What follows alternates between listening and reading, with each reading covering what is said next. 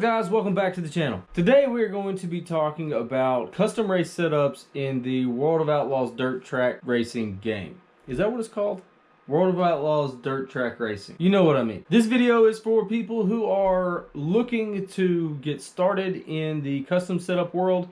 They are not necessarily enjoying the sliders, or they want to get away from the sliders and they'd like to learn how to get closer to getting prepared to do custom setups. I have hesitated to do this video for a long time just because I know what the comment section is going to be like. I don't run that. This is stupid. Why would you change that? Blah, blah, blah. Yeah, I get it. What I'm doing here today is not showing you the perfect setup for the perfect track for the... I'm not showing you my good stuff, right? Like, I'm not gonna, like, no good racer is gonna show you their money makers, right? And here's a fun fact for you. My setup is gonna be no good for you. And your setup's gonna be no good for me. It just depends. Setups can get into driving styles pretty quick, but there is like a baseline that you can work off of. So in the real world, as you know, I race crate late models, and I have a Masters built chassis. So when I got my Masters built chassis, I called Masters Built and asked for the setup sheets. They send you over a booklet. Every chassis manufacturer will send over a booklet, and it's going to have your baseline setup sheets in that booklet. It's going to have ride heights, bar angles, pinion angles, rear percentage, left rear bite, all that stuff is going to be in that book. And it's not made so that you can take that book and go dominate every dirt track. I wish it was that easy. That would be, oh, that would be sweet, right? But it's just a baseline setup. They're giving you this book. You set the car up this way, take your car to the track, run it, and see if it's close, right? See what you need to change. Then you start tweaking on things. That's what I'm giving you today. I'm giving you just a few things that I do initially whenever I get to a track that I haven't set a custom race setup for that gets the car better. Actually, before I started filming this video, we're gonna go to I-55 Speedway. I'm not gonna race, I'm just gonna go to the setup screen. Before I did this video, I didn't change the setup at all in the custom race setup. I took what the game gives you, and my lap times weren't that far off from when I set the setup to my initial setup. That's a lot of setups, but I think you get what I'm saying. My lap times weren't that far off. The difference is they were way more consistent with this setup, my initial stuff, than they were on the ones that they give you, the default, I guess. But that's what I'm looking for. I'm looking for stability in the car. I'm looking for consistent laps. And I'm looking to be able to build off of that. The setup they give you, you can make it work, but you're gonna have to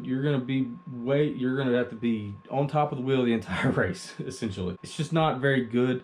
And if I was actually in a race, there's no way I could run that setup because I'd be all over people. I would have to use them other cars as my brakes. But in a practice setting, it kind of works. But my initial changes, I know I could make it through a 50-lap race with. Hopefully we haven't already lost you. We're getting close, I'm sure. A couple other things I want to add before we get started here. When I say loose, I am talking about oversteer.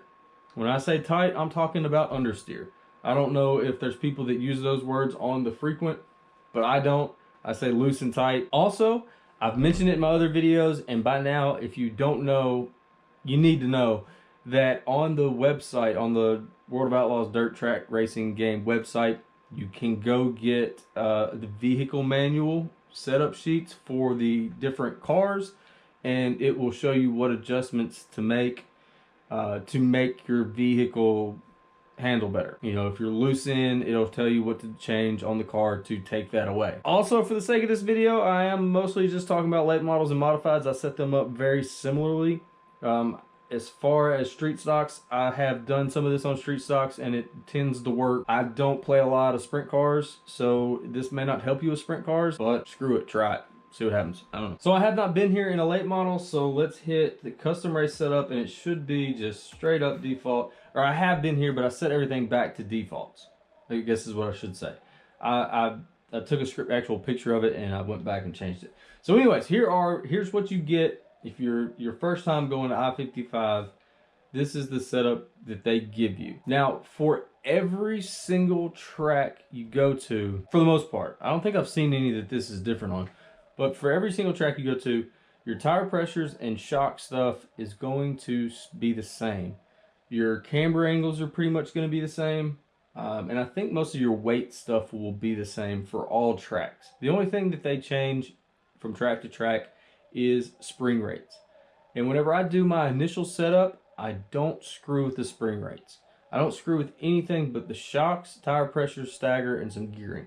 And that's what I'm going to show you right now. So left front, I'm going to set this at 5, and I'm going to set this at 9.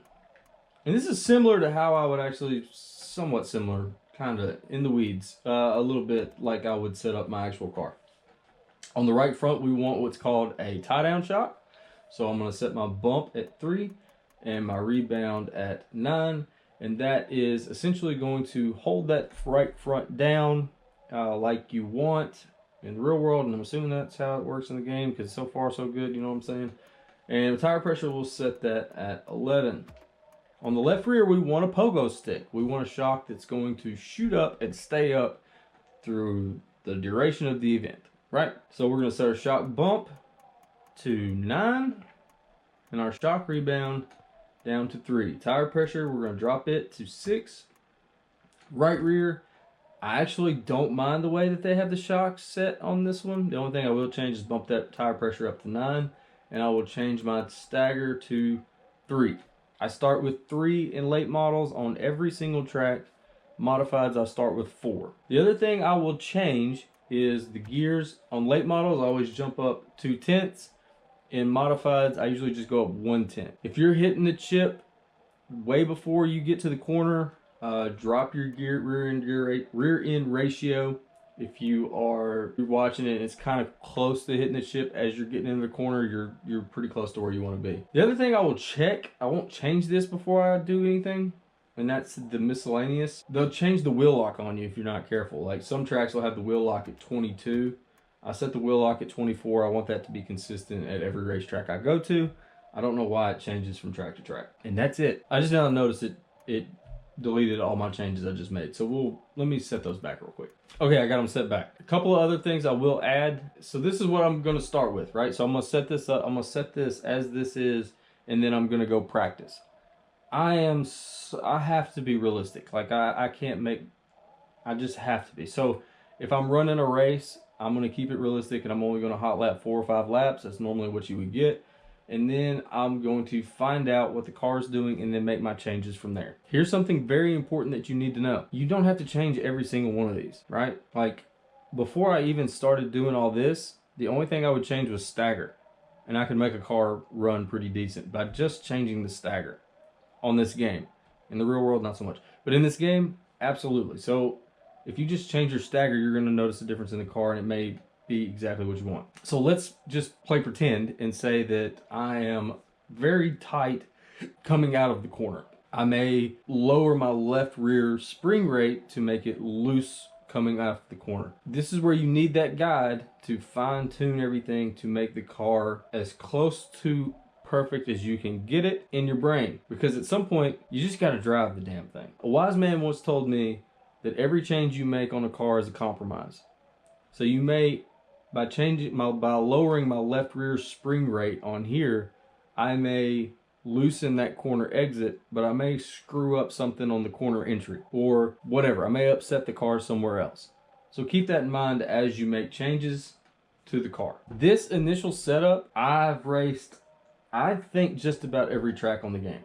And I do this on the initial setup for all of them when I first start on that track, and it gets the car started off right. From there, I adjust for whatever I feel like I need to make it fit my driving style or get it closer to handling right. There's some tracks you'll get to and you'll set this and you'll be like, boy, we are way off, right? Well, then just go in and make some big changes and then you'll be closer. I'm not telling you this is going to be great for every track. I'm telling you that for the most part, this is a decent starting place. A few of the things I pretty much just stick to spring rates. That's where I hang out at the most. I'll adjust spring rates quite a bit. Very rarely will you see me mess with left weight, cross weight, that kind of stuff. I will occasionally. Sometimes I'll mess with some ride heights. I haven't messed with camber angles very much, but I mean, I know I get what they do. One thing I will change a lot is the chassis, or not the chassis, but the J-bar height in general. I find that a lot of times on tracks, I'll come out of a corner and won't have much drive coming off that corner. So they say to lower your overall chassis height, or not the chassis height, the J-bar height, lower the J-bar height. Well, the chassis J-bar height is already as low as it'll go, so I just drop this down about an inch or two or whatever, and that'll get me that drive off the corner. Tire compound, I very rarely mess with that. Actually, let's be honest, I've never messed with that. But I've been through every track, I think, once now, for sure. Every track at least once, and with the exception of I-55. So now, the next time I go through, that setup is already saved. Whatever changes I made that last race, they're in there, and I'll start tweaking some more here and there, and just getting there, right? Just getting the car closer. So there you go. I don't know. I hope that helps you. Maybe it will, maybe it won't. Let me know if it does. I'm sure I'll hear if it doesn't. And I'm sure I'm going to hear all about your perfect setup for Eldora. But I don't care. I don't care. I don't care. I don't care. I don't care. Also, do yourself a favor and stop asking for setups for tracks online, because my guy, I'm telling you, if me and you have the exact same setup, we're not going to turn the same times. Probably not going to turn the same times. It's just the way it is. Anyways, that's all I got.